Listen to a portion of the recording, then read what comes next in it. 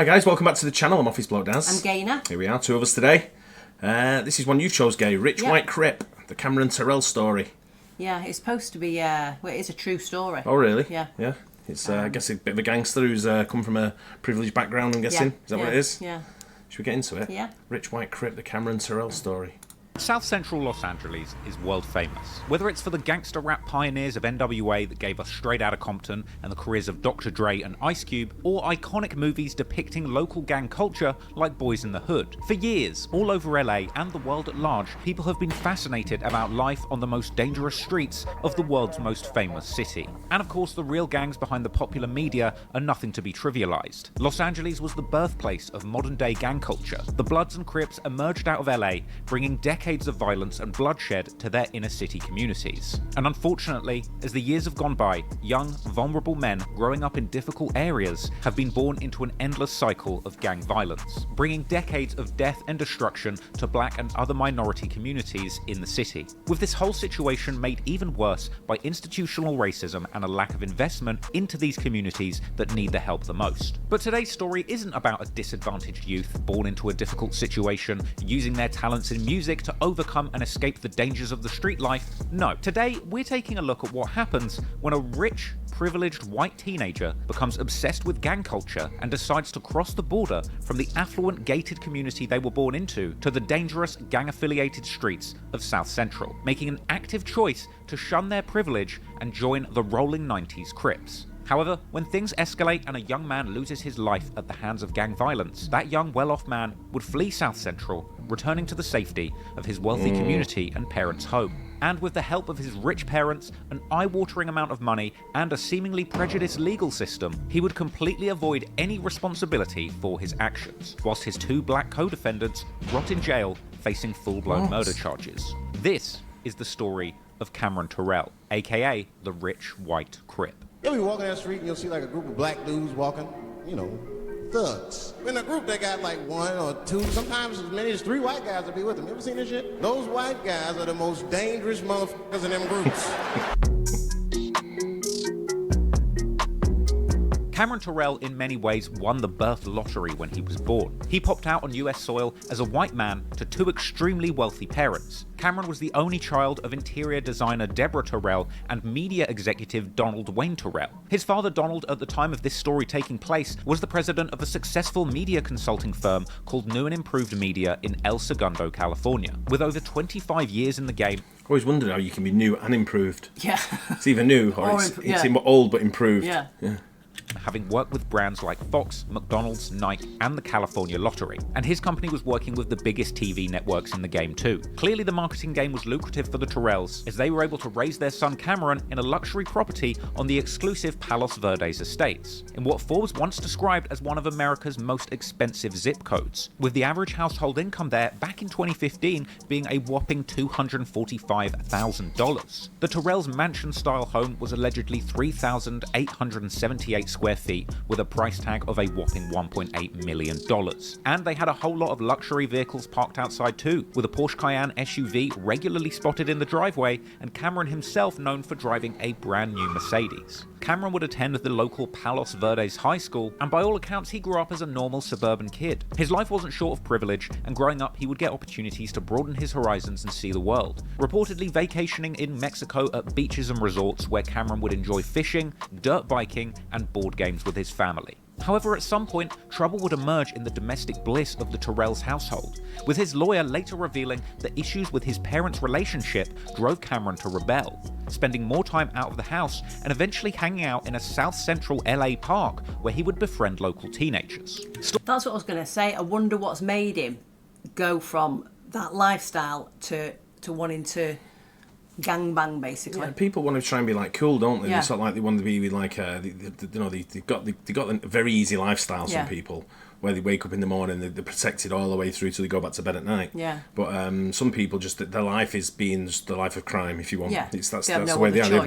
They do have choices, but it's sort of like that's what they bled into. Yeah. But with people like this, I seen it on a video the other day where we watched it where the kid shot the other guy, shot his mate. Yeah. They just want to be that like gangs. They want that gang lifestyle. Look at me, but I'm not the nerd you think I am. Yeah. I'm the tough guy that I think I am in his own head, sort of thing. And it always backfires. But I don't know with this. It's I guess we're gonna find out a bit more about him, what it is. But it looks like he's gonna go and work at a bank or something. You know what I mean? Story has it that Cameron would run away from home, spending weeks at a time with his new friends' families, eventually even calling other women who had taken him in mum. And over time, these friends that he made hanging out in South Central would be approached by older men in their community, eventually being inducted into the local gang, the Rolling 90s Crips. And in the end, it would be Cameron's connection to this very street gang that would spark a series of events that would eventually see another young man losing his life, and Cameron and his friends behind bars facing murder charges.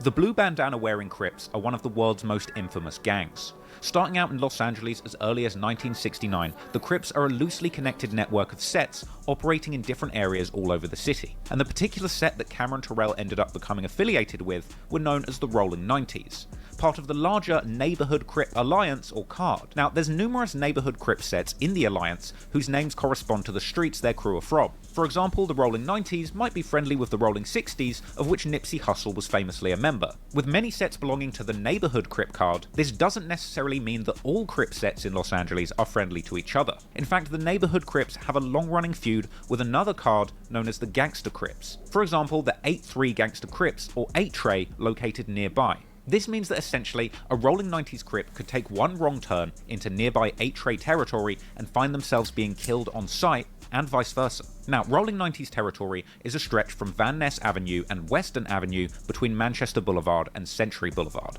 with the street of Western Avenue that runs through this territory being a symbolic place of importance for the Rolling 90s Crips. And as a way of signalling their allegiance to the group, members often wear t-shirts reading Western Avenue. Another example of this is the regular use by Rolling 90s Crips of the logo of the sports team the Washington Nationals. I thought it was Walgreens. Due to the prominence of the letter W in their logo, with the W standing once again for Western Avenue. Now, another important location for the Rolling 90s is nearby Jesse Owens Park, and it's believed that this is where Cameron Terrell was initiated into the Rolling 90s Crips. And it's also where he spent a lot of time after departing his family home over 20 miles away from where he lived. In fact, the father of one of his eventual co-defendants would even tell reporters that Cameron Terrell would often pull up to the area in his brand new Mercedes, and over time becoming heavily involved in street activity going on in the area. According to a later LA Times article quoting his own lawyer, Cameron apparently thought that the gang lifestyle was cool, and over this period, in his spare time, he was closely studying gang culture, apparently going on what was described as an LA gang binge, reading numerous books about gang life in the city. And once he'd been initiated into the Rolling 90s, Cameron will begin to be seen regularly wearing blue on social media, hanging around at the park wearing a blue bandana, and riding around the area in luxury cars with his friends. As I've already mentioned, Cameron was known for driving a brand new Mercedes, which allegedly he even became known in the area for letting people borrow. In addition to that, it's also believed that he would regularly give away luxury designer clothes to his gang-affiliated friends. At a certain point, Cameron Terrell would swap his family fishing vacations in Mexico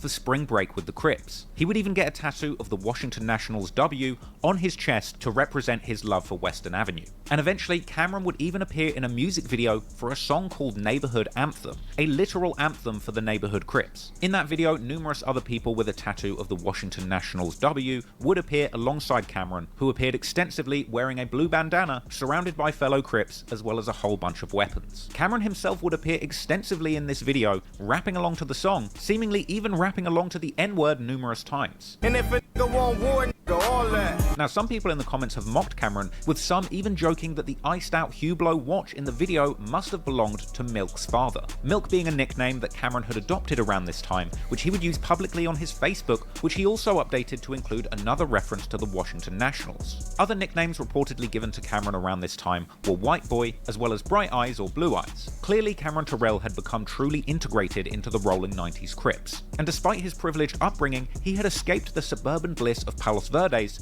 and become a truly accepted member of the South Central gang world. However, he would soon find out that there was more to gangbanging than music videos, tattoos, and blue bandanas, and he would end up in a situation where another young man would end up losing his life, and at least for a moment, it seemed as if Cameron would have to face up to the full consequences of life as a gangbanger.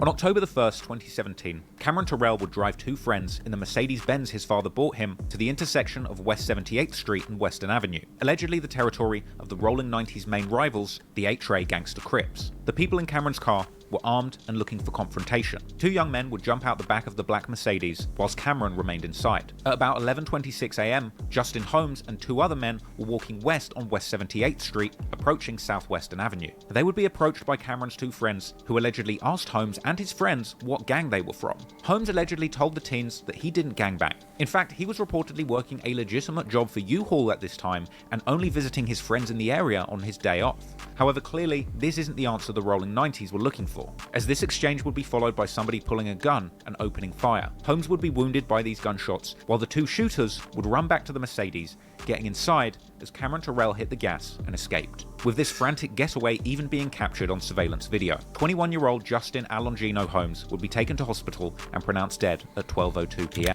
Absolutely incredible. I know, it is, isn't it? I don't know, I don't know what goes through people's heads. I mean, you see it over here as well with the knife crime and stuff like that goes on. But to just approach someone, what gang are you in? I don't know, I'm not in any gang. Yeah. And then just open fire on him and take his life. It's just, I don't know, it's not what goes through people's heads. I don't either. According to later claims by prosecutors, Cameron Terrell went home the very night of the murder and recorded a video in his own bathroom, throwing gang signs and essentially celebrating the murder that would enhance his status within the gang. In addition to this, video would later surface where Terrell had seemingly returned to the scene of the murder just 6 days later, filming his friends kicking over the candles at a memorial for the victim left at the scene of the crime. With all of this in mind, most reasonable people would think that Cameron's involvement in the crime was cut and dry. However, as Cameron, his co-defendants, and the whole world was about to find out, Cameron Terrell had an ace up his sleeve, which unfortunately his co-defendants did not share.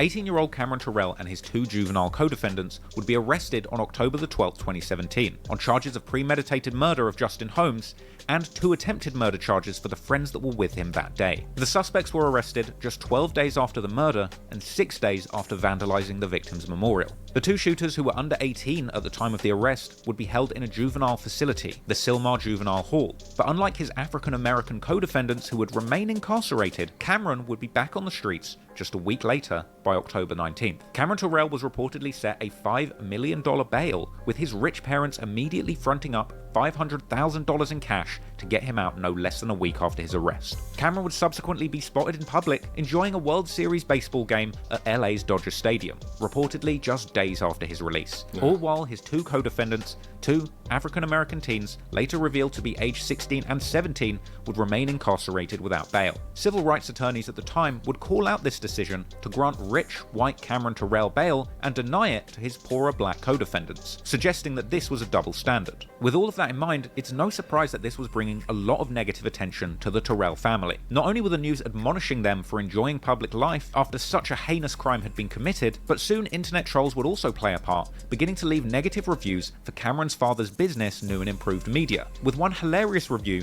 saying they have some killer instincts and will provide great getaway ideas for any client regardless of gang affiliation. Initially, it was thought that the local Palos Verdes high school that he attended would stick by him and allow him to continue attending classes, with the school district superintendent initially suggesting that Cameron still had a right to an education, claiming that it would take more to exclude a student from the school. However, pressure began piling up as parents of other children at the school began to protest, with a November the 13th demonstration seeing furious parents gathering at the school demanding Terrell be suspended from classes, with direct reports from other parents suggesting that they feared gang retaliations targeting Terrell, catching their kids in the crossfire. This morning, a group of parents stand on the corner of PV High School while another walks out from talking to the principal, trying to get answers. I'm not thoroughly convinced that they have this under control. To have an adult who is charged with the worst crime possible being allowed to attend school with 3,000 kids. It's not right, and I believe the education code supports his suspension. Parents telling us if there are gang ties, they are worried about possible retaliation. One parent showing us the email response she received from the superintendent regarding her concern about student safety. One woman being interviewed by the news suggested that other children are scared to come to school and that she believed that Terrell was proud of being able to walk back onto campus after catching a murder charge. I care about the safety of my student, and nobody from the school district has communicated. It's kind of reflective of something that happened around here, where there was an incident where three guys stabbed to death one guy, and the guy who got caught was quite from a wealthy background, and he got away with it. Yeah, he got found not guilty. He's guilty as guilty can be. He was in 100%. Yeah. And then when he was on trial, he went into the bathroom and took a knife out in the court, doing stabbing motions in the court, and put it out on social media. Yeah. And that didn't get him put down neither. And then he's since been in trouble again with something else with a knife crime. And he's still out. He also smirked at the parents. Yeah. He wouldn't. I don't know. It's probably best not say what I was going to say, but it's I know what had happened. Yeah. But the best thing that could happen here is for this guy to get his ass kicked and put in a bag as well. Yeah. I don't know. Yeah. To me, what they are doing for the safety of our students that are here. We've got attorneys that work for this school, and they need to get this kid out. My students told me things that, the kid's very confident about walking on this campus, and this is kind of a braggadocious badge of honor for him. The individual is not stable, and they can't predict what he's going to do on anything, and he should not be a danger to our children here. Following the parent protest, it was reported that the school had changed course and confirmed that Cameron Terrell would no longer be attending classes at the exclusive school, with it being stated that Terrell's continued attendance at the school would be a distraction and potential danger to other students. All of this negative attention led the Terrell family to withdraw from public life, with ABC 7 News doorstepping the family at their luxurious home but receiving no comment. Terrell isn't from South LA. He's from this affluent section of Palos Verdes, where Eyewitness News reporter Carlos Granda recently visited the family's home to see if anyone would comment. Hi, I'm here from Channel 7. I was trying to see if anyone is available to comment about Cameron. No, we're not. It's Channel 7 News. No, we're not. But it wasn't just the privileged white Terrell family being asked for answers. The likes of Chico from the Rolling 90s, the rapper behind that neighborhood anthem song that Cameron appeared in the music video for, would also be asked about his video being all over the news after Cameron's case went public, leading to an extremely awkward street TV interview where he refused to answer any questions. The video has been getting a lot of local news attention. Right. And it came across my desk. I checked it out and was like, oh, this thing dumb. But do you want to talk about how that video was all over the news a couple weeks ago and the situation that led up to that? Mm-hmm. I don't want to talk about that. Okay. Let's see. And if you don't want to answer this next question, that's cool too. Because people are going to ask me why I didn't ask. But it is known that there's a white dude that hangs out in the neighborhood. How does that come about? A dude that didn't grow up over here by Jesse Owens Park that ends up being affiliated? I don't know.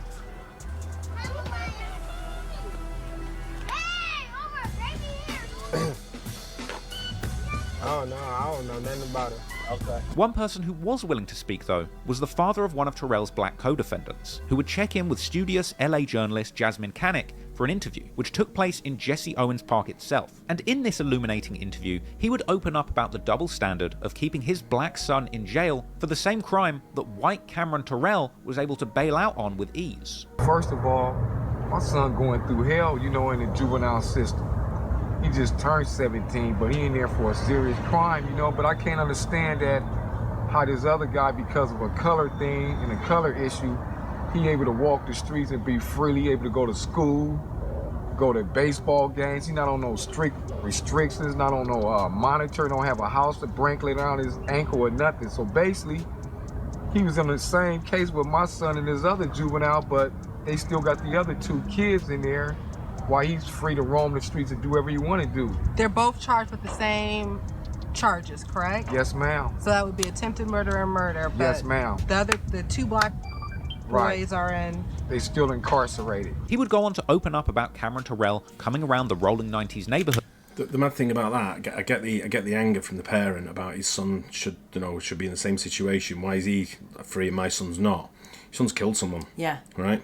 Or allegedly killed someone. Yeah, and that other kid was just the driver, wasn't he? Don't matter. He was a part of it. Yeah, right? I understand. But at the same time, the question shouldn't be, why is my son not out? The question should be, why is he not in jail? Yeah. That's the question. Yeah. That's the because the three of them are all equally responsible for someone's murder. Yeah. Saying that they were surprised he'd come into the neighborhood and suggesting he isn't as innocent as he's making out. So a lot of people are wondering whether or not Cameron Terrell was coerced into this, was forced into joining a black gang? No. That he, you know, that he's innocent in all of this somehow. Can you kind of explain to me the history of this white boy in South LA?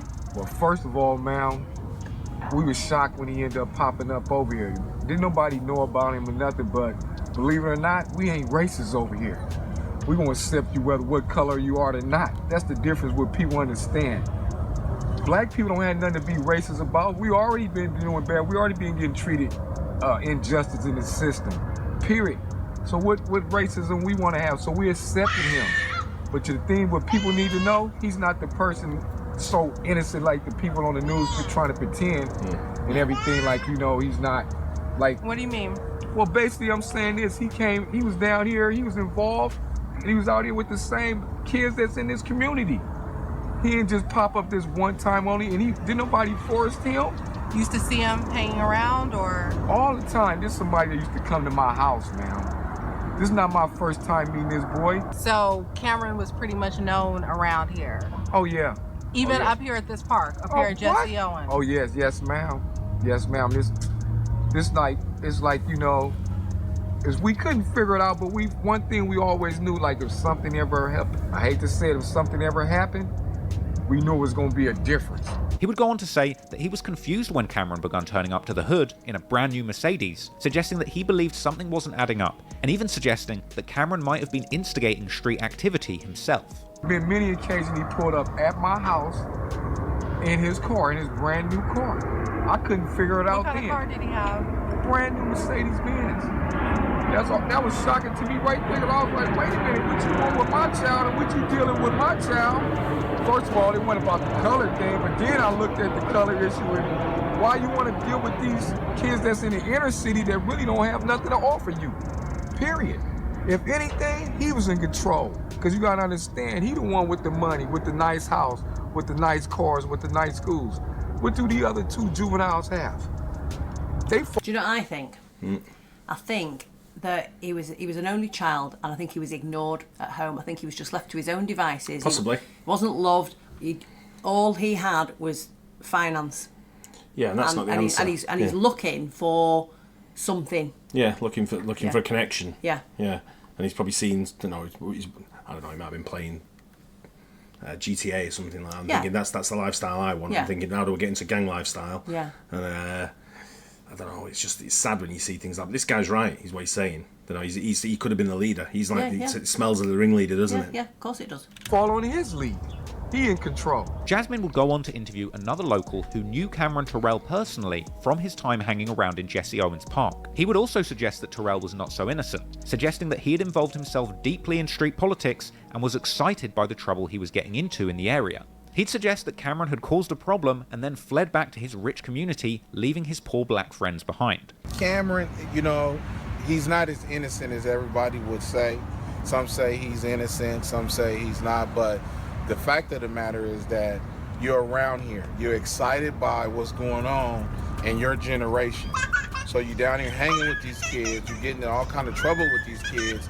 Now when the pressure is on, now you flee back to Palos Verdes, to a safe haven that you know, and you're trying to leave these kids stuck out here with something that you're involved in. Yeah, jumping ship. So at some point, you're gonna have to answer for that. So because this is a racial thing now, you know, they're trying to make it seem like we're just this violent race like this, and he just got caught up in it and he was forced to do all this stuff. No, he wasn't. So he was down here all the time? You're down here all the time. You're hanging with these kids. You got caught up with what these kids were doing. And he would go on to say that he believed Terrell was only accepted by the local community due to his fancy car and the money.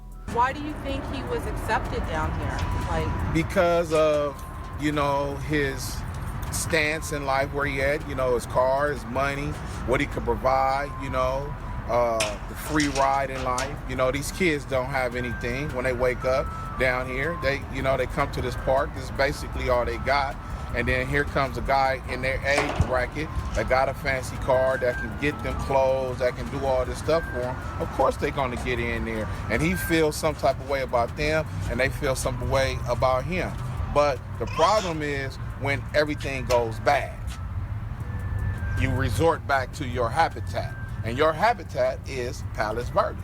It's not Jesse Owens Park. Yeah. It's not Western. It's not none of these streets where these same kids have to deal with. Now, these interviews didn't get much attention in the mainstream media at the time, but in my opinion, they provide a valuable insight into the truth behind Cameron Terrell's story. But no matter how things looked to local observers, what really mattered was what the jury thought.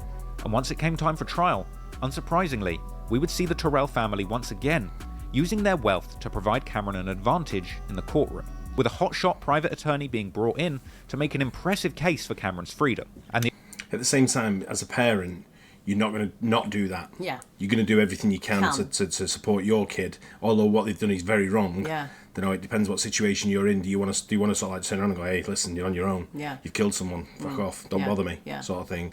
Or do you want to say, you know what, I'm going to try my best. I've got this best attorney because we can afford it. Yeah. So I think you've also got to sort of like jump in there and help the other kids as well. Yeah, of course if that's the you case. Yeah.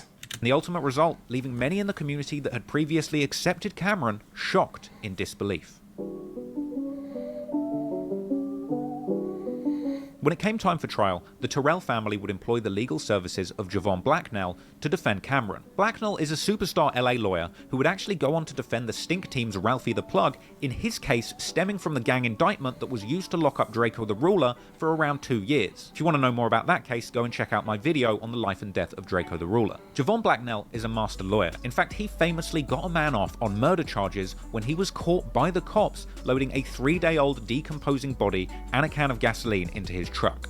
With such an impressive track record, Blacknell was essentially able to build a bulletproof defense for Cameron. On the 29th of October 2017, Cameron Terrell would plead not guilty to the charges against him, later being seen leaving the courthouse with his parents and lawyer. Prosecutors alleged that Terrell was the getaway driver for the 2 shooters in the murder of Justin Holmes, with a detective testifying that Cameron admitted that he himself was the getaway driver. He did admit that he was driving the car at the time. He drove his car out of the alley and made a right turn on 78th Street. However, Cameron Terrell's hotshot legal team crafted a whopper of a defense, with the main argument being that Terrell had no idea that the boys with him would kill Holmes that day, with it being suggested that on the day of the shooting, Terrell thought that the 3 of them would simply be going to the area to do graffiti, and saying that he didn't expect to hear gunshots and didn't know that anybody in the car had a weapon, even going as far as to say that there was no way Terrell would have driven his daddy's car if he knew that a shooting was going down. Throughout the trial, Terrell's lawyer called character witnesses, all of whom said they couldn't believe that Cameron would commit murder, with the lawyer going as far as to suggest that Cameron should actually be praised for making friends with kids from such a diverse background. Terrell's defense would downplay his gang affiliations, saying that he was simply fascinated by gang culture from listening to music and watching movies, even sidestepping arguments from the prosecution regarding his W chest tattoo being a sign of gang membership, suggesting instead that the tattoo was simply paying homage to basketball player Kevin Durant, who apparently had the same tattoo. Ultimately, the explosive trial would take place, with Terrell's lawyer fiercely defending him on these points, as depicted in courtroom sketches. And ultimately, after a trial and a 10-day jury deliberation, all of which Terrell was allowed to go home every single night and sleep in his own bed, eventually a verdict was reached on Monday the 23rd of July 2018, and Cameron Terrell was ultimately acquitted of all charges, as reported on by CBS News. The jury found Cameron Terrell not guilty of all counts in last year's deadly shooting in South Los Angeles. It is a blow to the prosecution, who said, despite his affluent background, Terrell ran around with known gang members. Jurors also found Terrell not guilty of 2 counts of attempted murder of 2 other men who were not injured in the shooting that killed 21-year-old Justin Holmes. Cameron Terrell would make a surprise statement after his acquittal, where he said rest in peace to the victim, a bizarre moment which had a few people giving him the side eye. I'd say rest in peace Justin Holmes. He shouldn't have died that day, and I pray for his family every night. This been weighing on me every single day of my life. I don't have to explain myself to anyone. God knows what really happened that day, and God knows what was in my head that day. I'm just happy to be free. I'm happy this is over with. Terrell's lawyer said outright that he believed his defense of Cameron was a good story because of his background, his family, where he resides, and his school. going on to say that he believed the case was a result of blatant overcharging by the prosecutors and suggesting that Cameron was at best a witness to a murder and that's it. With Cameron's lawyer even telling the court that Cameron now had a newfound love for the law, and as a result he would be headed to Houston to pursue a law degree. And so, as Cameron Terrell rode off into the sunset and back to the Palos Verdes estates, once again on the receiving end of the many privileges he'd been born into, his co-defendants and the victim's family would be left reeling at the injustice and unfairness of this outcome. Many people were not satisfied with the verdict of Cameron's trial, especially those living in the neighborhood where the murder took place. 2 black juveniles are probably facing a life sentence to where an adult took them to do something where he should have been held responsible just as much. The father of one of the juveniles accused of the murder would tell journalists that his son was going through hell in the juvenile system, even turning 17 behind bars, and suggesting plainly that it was all due to race that Terrell was able to walk free whilst his son remains in jail. Now, due to their status as juveniles, it was never publicly revealed what the outcome of Cameron's black co-defendants were. However, it's hard to believe that they would have benefited from the same leniency, let alone having the funds for a top private defense lawyer to craft such a rock-solid defense. Following the verdict, numerous articles would appear suggesting that race and white privilege was responsible for Cameron avoiding the consequences, with others labeling him as an LA gang culture vulture. However, others would argue that there's a more level-headed explanation of Cameron's not guilty verdict, with some suggesting that the outcome might simply be the result of a bad effort by the prosecution, who spent far too much time focusing on proving Terrell's affiliation with the gang rather than his direct association with the actual murder, with others suggesting that it's commonplace for prosecutors to fail to convict people for murder who didn't actually fire the fatal shot, with some citing a previous case of a car-to-car shooting where a black 22-year-old who was driving the car was also acquitted on similar grounds. So, now for the question on everybody's mind. What did Cameron Terrell do next, after beating this body and regaining his freedom? Well, I know some of you will be disappointed to learn that he didn't start a lucrative career as a drill rapper. In fact, he has kept an incredibly low profile since this case came to a close. The majority of his social media profiles have been taken down or set to private, and many of the earlier images and clips of him with his family and friends have been scrubbed from the internet. However, there's still a rumor circulating that he still bangs for the Crips under the name Blue Eyes, with Reddit posts on the Cali banging subreddit circulating an allegedly recent image of him. Chico, the rolling 90s Crip who was in that neighborhood anthem video with Cameron back in the day, was asked about him again in a more recent Innovators interview, but once again refused to comment. Can you speak of somebody named Cameron Terrell? Hell no. It was actually reported in March 2019 that Terrell had been arrested once again, apparently being accused of a carjacking during a wild spring break session back when he was deep into it with the rolling 90s. A wealthy young man acquitted last year in a gang murder is again in legal trouble. Cameron Terrell from Palos Verdes Estates is in jail once again. Jeff, his attorney just told reporters tonight that Cameron Terrell was arrested at Rancho Palos Verdes Estates last night on suspicion of attempted carjacking from a case more than a year ago. This all happened, he says, during Terrell's spring break. The 2 South Los Angeles juveniles he was with are still in custody, facing charges for attempted murder. And just as friends say Terrell was moving on with his life in college, preparing to study law. Tonight, a spokesperson for the LAPD told me during the lengthy murder investigation, detectives with the LAPD and the district attorney's office uncovered new felony crimes they believe Terrell committed while he was a juvenile. They can't say what the crimes were, only that Terrell was arrested last night. And he would appear to retain his same lawyer, Javon Blacknell, for this new accusation, with Blacknell suggesting that the cops were simply looking to pin something on Terrell because they failed to pin the murder of Justin Holmes on him. However, LAPD detectives suggested that they had suspected Terrell of numerous crimes whilst investigating his original murder, but declining to comment in more detail, and ultimately nothing publicly ever came of that case, and as far as the public know, no further charges have been brought against Cameron Terrell. Perhaps Javon Blacknell pulled off another sweet courtroom maneuver for his wealthy client, getting him out of any additional charges completely. Or perhaps Cameron Terrell truly learnt his lesson, gained a newfound love for the law, and has indeed managed to keep himself out of trouble for all of these years since. This incident is ultimately the last the world heard publicly from Cameron Terrell, And ever since this case, he's managed to keep a very low profile with a completely non-existent internet presence. However, as the years went on, more and more people have commented on this case. An amazing mini documentary was made on the topic by the YouTube channel Hood Politics, and that video racked up around 9 million views, reigniting interest in the injustice behind the situation. The case has also been brought up in numerous interviews like on Vlad TV, where DJ Vlad himself would actually mock Terrell, inferring that he must have snitched to get out of this situation. So he probably testified against all of them.